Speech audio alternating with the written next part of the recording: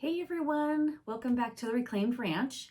I wanted to pop on and let you guys know that I got some more decoupage papers in, and I'm going to go through those, and then I also got my new product in, so I'm going to show you that as well. So stick around.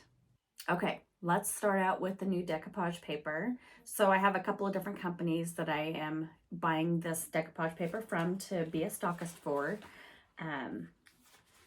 But I got some new Easter ones in. Thought these were super cute. And this is a bunch of little wreaths with chickens and little baby chicks. And here are some bunnies. Thought these were cute. And this is very pretty. Lilacs and butterflies. And I love rice paper. It has like a really nice feel to it. It's more sturdy. When you're decoupaging, it doesn't tear or rip as much. The bubbles aren't as bad. So I really like working with the rice paper so far. These little babies in a nest. These are cute too. These little bunnies in teacups. I thought they were so cute. And then I got a farm one here. Got some goats, and then a little farm scene with horses and backdrop there. These little bunnies are cute too. So I'm gonna have to make some Easter decor tonight for our video so I can get it out on the floor. And I like this one. Just the detail and like the bees and stuff are just, it's so pretty. And there's this guy. And these are all A4 size, I think. So like the 8.5 by 11. And then these are the bigger ones here. These are A3. So you got the mama with the babies and some floral. And check this bee out. Look at that detail. It's so pretty with these flowers. And then some more birds. Can't tell I like birds, right? Okay, so that's all for the decoupage, and those are up on the website, as well as if you're local to Spokane, they'll be in the curated cottage up on the north side. So exciting news for me is I love IOD products. There's no doubt about it, I use it all the time. But my good friend Debbie from Elsie Lane Boutique has this territory as far as being a stockist, so I can't sell it. So I've been researching different companies to see what has like a lot of different variety of things to sell instead of just one decoupage paper or one, I don't know, one thing. So I wanted a company that could sell several different options of things to craft with. So I found Redesign by Prima, and I applied and got approved. So now I'm a stockist for them.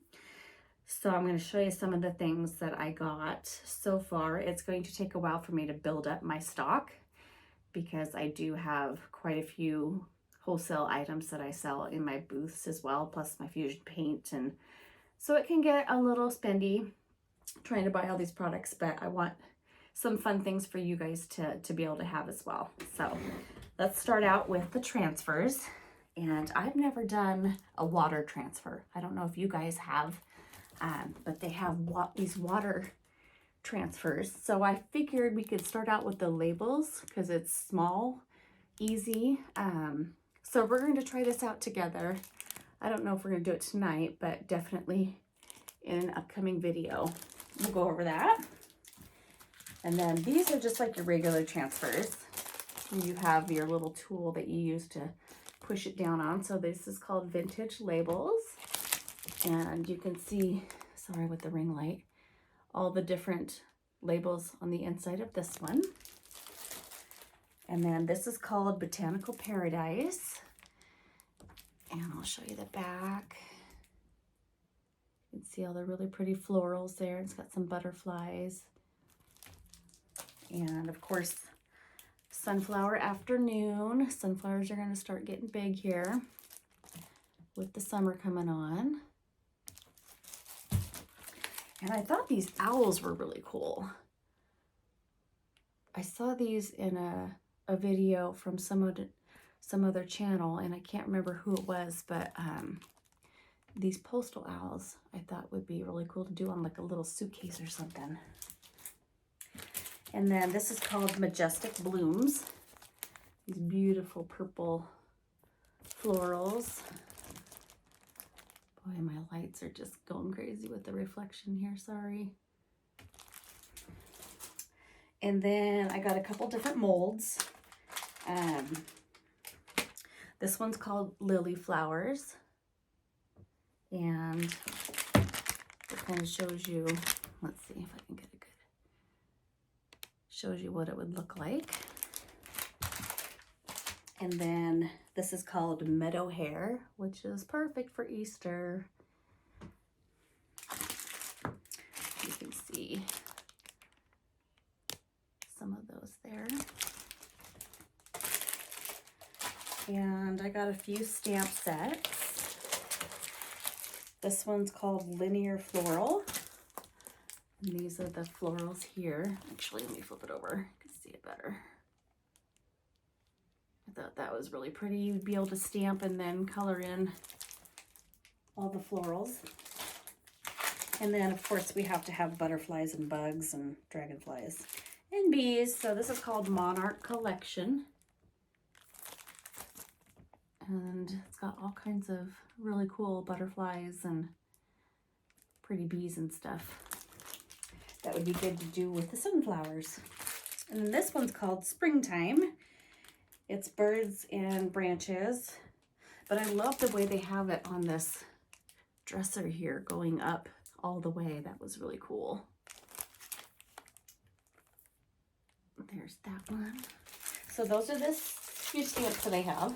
Now these decoupage papers, when I took them out, I was completely surprised. They're not your normal tissue paper. They're not rice paper. It's like a fabric. So this one's called Vintage Wallpaper. And it comes like this, but it's like a kind of like a see-through fabric, but the print is on both sides. So I'm not sure if there's like a front or a back. And it's, well, it's definitely fiber, but it feels like a fabric. So I think that this is gonna work really well with like less wrinkles, bubbles, non-tearing, things like that. So we're gonna have some fun playing around with these. So that one's called the Vintage Wallpaper. This one here is called Tranquil Autumn. It's very muted colors. Oh, you can't really see. Let's see. It's like a really light green, yellow, pretty greenery patterns on them, leaves and stuff.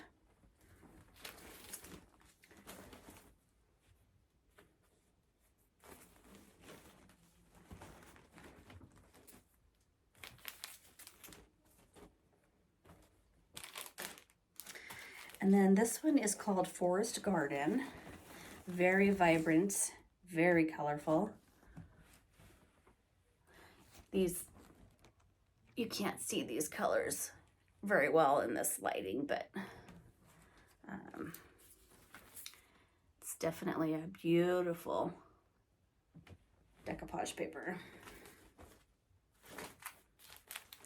And I read the instructions and it seems just normal, just to decoupage like you would anything else.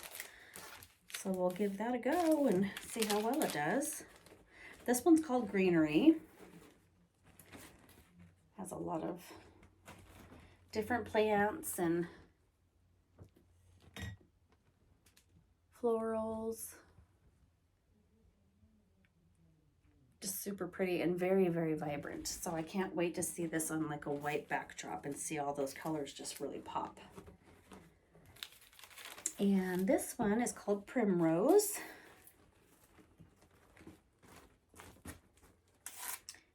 And it's got some pears, looks like apple. Am I upside down? I don't know. Maybe now I'm upside down. But anyway, really, really cool. Just to even put in a frame. And then for all my horse lovers out there, I got a gorgeous, this one's 23 by 33. It's called Wild Hearts Run Free. And I actually did a paint by number on this piece and I sold it. But look at those gorgeous horses running. See, and you can see me through, so it's like see-through, but yeah, very pretty. So let me know what you guys think. I do have a Christmas one as well, but I'll save that for Christmas time. If these are something that you are excited to use, it's going to be up on my website. When this goes on YouTube, it'll be ready to order. And you will start playing around with these and seeing how well they work out. Okay, so let's go ahead and get into some projects. Okay, so this first project I got, I popped into a Goodwill real quick, spent about $5. I got a couple of these plastic little baskets, and I don't really like the color. It's a little too bright, so we're gonna go in with Fusion's Damask. And I quickly found out when I started painting that the paint was lacing, meaning it was pulling away. You can kind of see how it's pulling away from itself, and so that's going to tell me that it's not going to stick very well. So we're going to go in with some Fusion Ultra Grip and coat the entire thing. And you got to leave it sit for at least 12 hours, so I let it sit overnight, and then you can paint over the top, and it should help with the adhesion of the paint. So I did both baskets, let them sit, and then came back, and when I did start painting, it did kind of want to separate, but it was holding.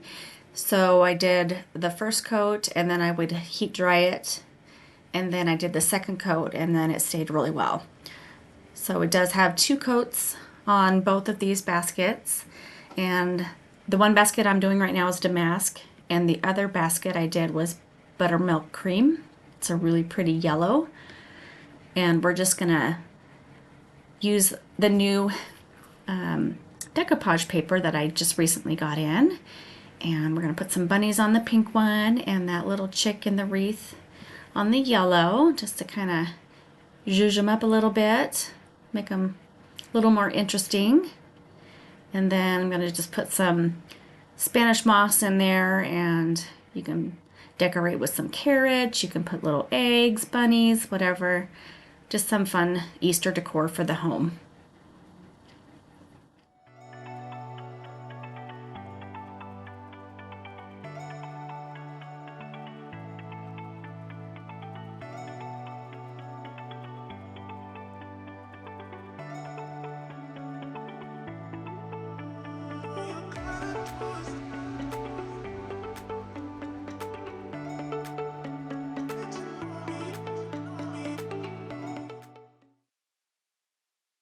And this next one, I got these little, I think they're called peat pods, or little seed pods. And I want to just kind of put a light distressed coat of chalk paint on. And I just used a couple different colors. I did a couple in white, a couple in sage, and then one in the color, I believe it was Nimbus. Just trying to use up some of my old chalk paint. And then what we're going to do is we're going to use some clay and make some molds for the fronts. And I'm going to do one of them with the new mold from Redesign with Prima, the meadow hair, and I'm going to put a bunny head on one. And then we're going to use the new stamp set from Redesign that I got, and it was the Monarch collection. And I'll show you what we do with those in just a second here. So you always want to use cornstarch when you're doing molds with any of the clay, and that's going to help it release. And then you just push your clay down in there, rub it off in the excess, and then you're going to use gravity to help you release it. And so it's very, very flexible at this point. And I'm going to go ahead and make it another mold for a different pot, and we're going to use these leaves and branches here. So these little intricate ones are super hard to kind of get out without breaking, but even though they broke some, it was okay because I was going to break them to put them however I wanted on the pot anyway, so not a big deal. But I think one of the tricks that you can do to keep them from breaking as much is when you put it in the mold, stick it in the freezer for about 10-15 minutes, and then it'll help harden and be a lot easier to release. So you can see I'm kind of struggling a little bit here trying to get them out, but that's okay. They still look really good. They're just in pieces, and I'm going to glue it on anyway so I can put it exactly where I want it. And for the glue, I'm using the Type Bond, which is always my go-to. And the cool thing about the stamp sets is they come with their own thin mounts. I believe it looked like to me that every stamp set that I have came with its own thin mount, so that's kind of nice. You can cut those up into different sizes and use them with your stamps. So as with any stamp set new, you want to season the stamps, so I just take a fine grit sandpaper and just rub over it, and that way it will take the ink really well. But we're not using ink, we're going to use the stamps for impressions. And it's going to be like a little mold with your impression of a bee, and we're going to do a butterfly and a dragonfly. And then we're going to let those dry. I could have used the glue to put those on, but I wanted to be able to paint these a little bit different color, and I didn't want to get it all over the pot.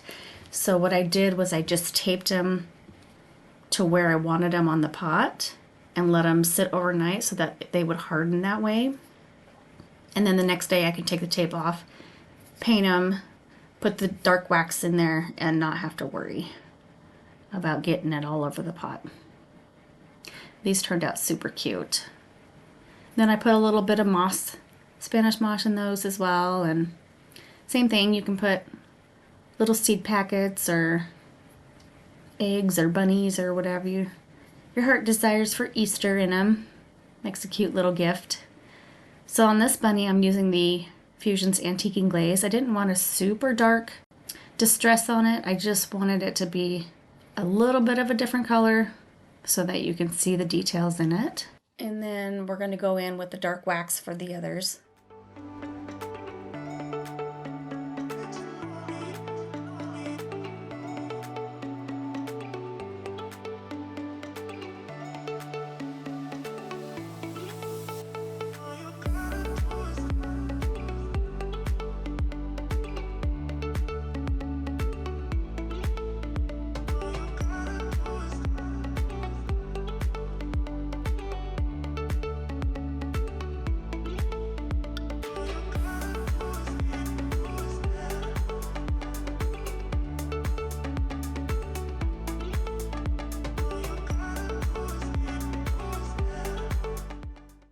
And we're going to go in with Fusion's Putty, and I'm going to go ahead and paint all of these. This is the next day after they have dried. You can see the darker strip where the paint is, and it's a little bit wet there, but they end up drying in the long run. And then I'm going to go in with the Quick and Thick Type Bond and glue those on. You want to make sure you have it in the exact same spot that it came off, otherwise it won't fit as well. And then I use the DIY's dark wax to place it down in the crevices, and I'm just wiping off the top part. I want it to stay nice and dark down in those details, but they turned out so cool. And this one here's the dragonfly. Had really a lot of detail on the wings. It was kind of neat to see. And then this one here's the butterfly. And then the final project is from the last time we went to the bins. My husband found this little door mirror thing. And I took the hinges off. I went ahead and used spackling from the Dollar Tree and put that into the holes, let it sit overnight. And that way it's going to have a smoother finish. And then we're going to go ahead and use some Sweet Pickins milk paint in the color Sunflower. And you always want to use warm water when you're doing your milk paint, but you do equal parts of water and powder and mix it up really well. And the color to me was really dark.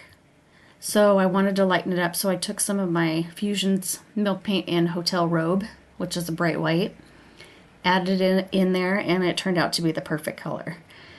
So I went ahead and did one coat, and then I used my heat gun to dry it. And then there was a few different areas that had like clumps of the milk paint, which is normal. But when you sand it down, you just use a light sandpaper, and it sands down so buttery smooth. It's so nice. And then after I sanded it, I did another coat, and I really put the heat gun to it on that second coat so that I can get that nice crackle and chippy finish. I wasn't worried about taping the windows because I always just use a straight blade and just kind of scrape off the paint. It comes off pretty easy. So here I am sanding, getting some of that chippiness off. And this is after the second coat. This is where I go in and really force it to crackle.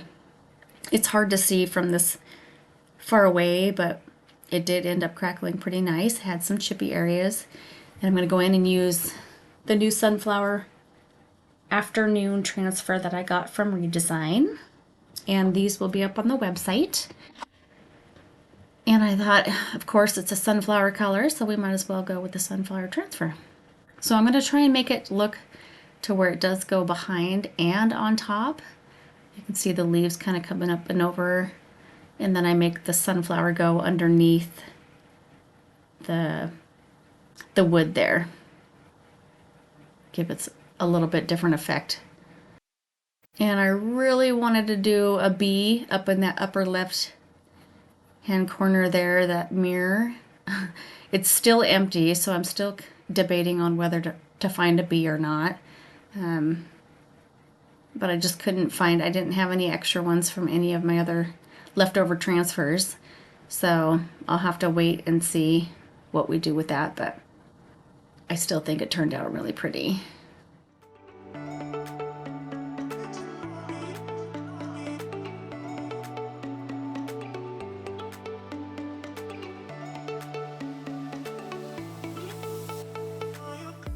So that's what I ended up doing, just finding bits and pieces of different random transfers that I had already opened.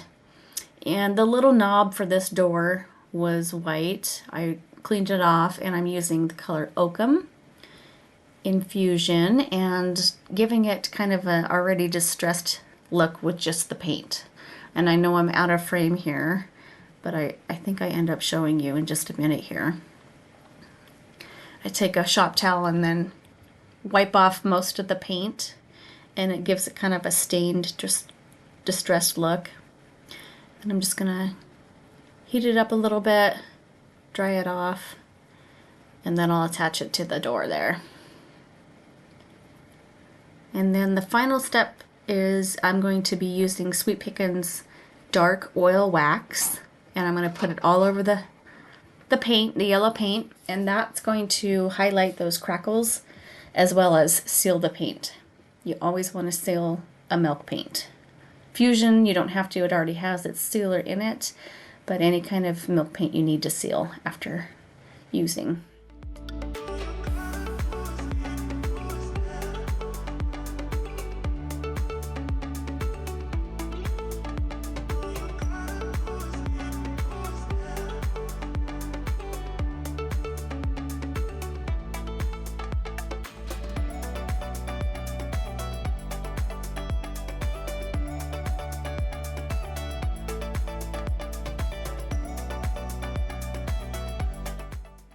Okay, so let me know what you guys think of these projects this week.